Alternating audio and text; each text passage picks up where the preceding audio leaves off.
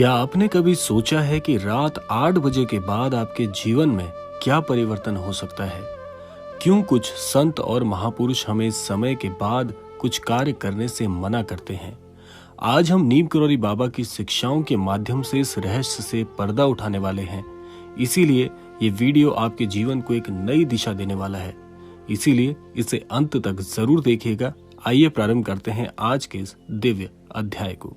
नीम करौरी बाबा, जिन्हें लोग प्यार से महाराज जी कहते हैं, एक ऐसे महान संत हुए हैं जिन्होंने अनगिनत लोगों को आध्यात्मिक मार्गदर्शन दिया है। वो प्रेम, भक्ति और सेवा को ही जीवन का मुख्य लक्ष्य मानते थे। बाबा जी ने सिखाया है कि मनुष्य का हर कार्य एक ऊर्जा उत्पन्न करता है और हमें अपनी ऊर्जा को सही दिशा में लगाना चाहिए।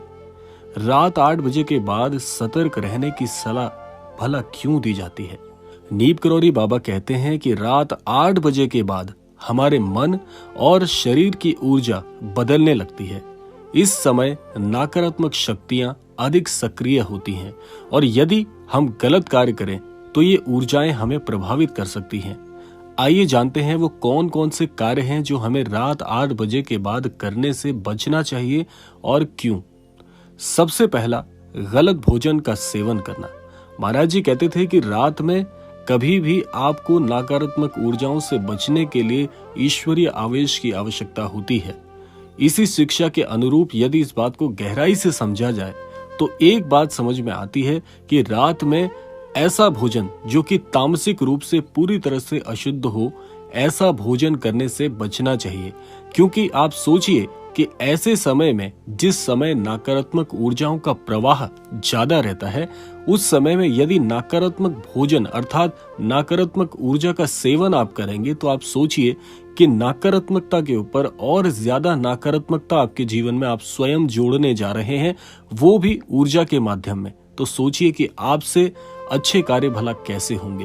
तो इसीलिए नकारात्मकता के प्रवाह को रोकने के लिए इस समय आपको बहुत ही सतर्क रहने की सलाह दी जाती है। दूसरा कार्य, रात के समय हमारा मस्तिष्क दिन भर की घटनाओं से थका हुआ होता है। जैसे आप सब ने देखा होगा कि हम सभी किसी न किसी कार्य क्षेत्र से जुड़े हुए हैं और जब उस कार्य क्षेत्र से हम बाहर निकलते हैं तो शांत दिमाग की अवस्था में ऐसी चीजें ज्यादा स्मरण होती हैं जो कि हमने दिन भर में की होती हैं। तो ऐसे समय में जब हमारी ऊर्जा कम हो रही होती है और थके हुए दिमाग में पूरे दिन की जो घटनाएं हैं वो आने लगती हैं, तो इस समय किसी से भी बहस करने से या गुस्सा करने से नकारात्मक ऊर्जाएं बढ़ जाती हैं। अर्थात ऐसे समय में आपको क्रोध और वाद विवाद से हमेशा बचना चाहिए। क्योंकि ज्यादातर ऐसा देखा गया है कि जब नकारात्मक प्रभाव में व्यक्ति होता है या नकारात्मक शक्तियों के घेरे में ज्यादा जिस समय मनुष्य होता है, उस समय ही क्रोध, वाद विवाद या किसी से भी ऐसे उलझने से हमें परहेज करना चाहिए। वैसे तो मैं यही कहना चाहूंगा कि क्रोध करना और किसी से भी वाद विवाद करना बहुत ही गलत बात है। क्रोध और वाद विवाद से तो मनुष्य को हर समय में बचना ही चाहिए। लेकिन इस समय क्योंकि नकारात्मकता का प्रभाव बढ़ा हुआ होता है, तो ऐसे समय में विशेष ध्यान आपको रखना है, स्वयं को रोकना है इन चीजों के प्रभाव में आने से, जिससे आपके घर का वातावरण अशांत ना हो। तीसरा कार्य, देखिए आजकल जिस प्रकार से हम सबकी रोजमर्रा है, आधुनिकता का प्रभाव है, तो बहुत से लोगों को आदत होती है कि देर रात घंटों तक मोबाइल चलाते रहते हैं, जिससे उनकी मानसिक और आध्यात्मिक शक्ति कमजोर होने लगती है। तो इसीलिए मन को शांत रखना बहुत जरूरी है और अनावश्यक किसी भी प्रकार के आधुनिक उपकरणों से आपको बचना चाहिए जिसमें मोबाइल आदि चीजें आती हैं। तो ये समय ऐसा है, आप स्वयं इस बात का आकलन कर सकते हैं कि इस समय जब हमारी ऊर्जा बहुत ही निम्न स्तर पर होती है और उस समय अगर हम नकारात्मक या ऐसी चीजों को जीवन में प्रभाव में लेकर आते हैं जिससे हमारे मस्तिष्क पर अनावश्यक जोर पड़ता है, तो ये सारी चीजें हमें कहीं ना कहीं किसी न किसी प्रकार से दुष्प्रभाव से घेर लेती हैं। चौथा है, महाराज जी हमेशा एक बात को कहते थे कि मन की शुद्धता सबसे महत्वपूर्ण है। अर्थात जिस व्यक्ति का मन शुद्ध है वो कभी भी किसी भी प्रकार से अनावश्यक या बुरे प्रभाव में आने से हमेशा बचा रहता है।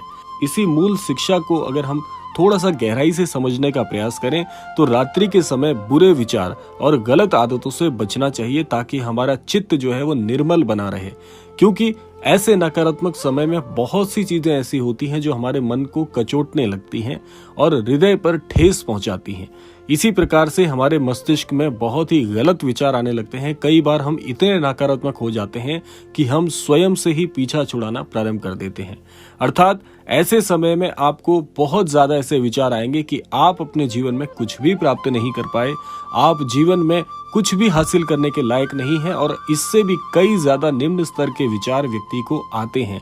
तो ऐसे समय में आपको मस्तिष्क में हमेशा एक चीज का ध्यान करना है कि ये समय ये थोड़ा सा नकारात्मक आपको बनाना चाह रहा है, जबकि आप इसके आवेश में, आप इसके प्रभाव में बिल्कुल नहीं आएंगे, क्योंकि आप जानते हैं ये समय थोड़ा सा मन को थकाने वाला होता है।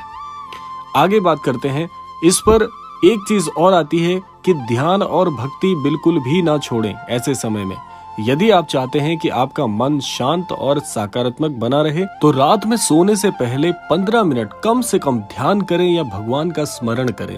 यह अभ्यास न केवल आपके दिन भर के तनाव को दूर करेगा, बल्कि आपको आंतरिक शक्ति भी देगा। आइए अब जान लेते हैं सही दिनचर्या अपनाने के लिए बाबा जी की कौन सी सीख सबसे ज्यादा उपयुक्त है हमारे जीवन के लिए। अब यहाँ पर एक प्रश्न उठता है कि यदि हमें इन कार्यों से बचना है तो रात में क्या करना चाहिए महाराज जी के अनुसार। सबसे पहले महाराज जी एक चीज के लिए हमें इंगित करते हैं कि श्री हनुमान चालीसा का पाठ हम सबके लिए कितना महत्वपूर्ण है, ये तो हमने कई बार सुना होगा। क्या आप जानते हैं अपने दिन को सही प्रकार से संपूर्ण करने के लिए आप कौन सी विधि श्री हनुमान चालीसा से धारण कर सकते हैं?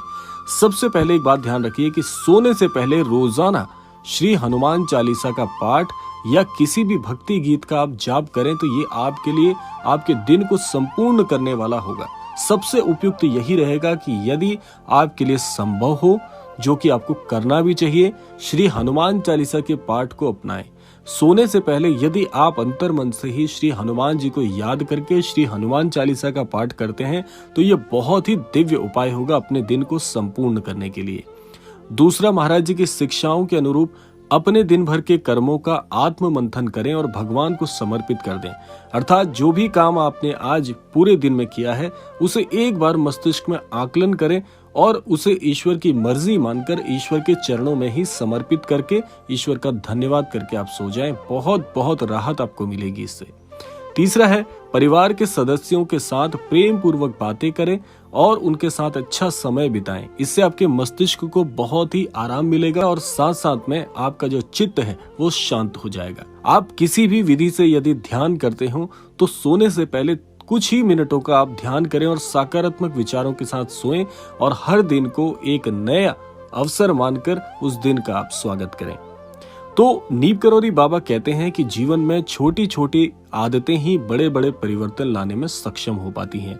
यदि आप अपने जीवन में इन शिक्षाओं को अपनाएंगे तो आपकी ऊर्जा सकारात्मक तो होगी ही, लेकिन साथ साथ में आपका जीवन भी खुशहाल बनेगा। बहुत से छोटे छोटे परिवर्तनों से आप अपने जीवन को एक सही दिशा निर्देशित कर सकते हैं, क्योंकि हर व्यक्ति ये चाहता है कि वो किसी न किसी प्रकार से अपने जीवन को सार्थक बना ले। तो महाराज जी की छोटी छोटी सी शिक्षाएं आपके लिए बहुत ही मूल्यवान हैं, क्योंकि इनका अनुसरण करने से आपका जीवन पूरी तरह से संपूर्ण हो जाता है और मन भी आपका बहुत शांत हो जाता है।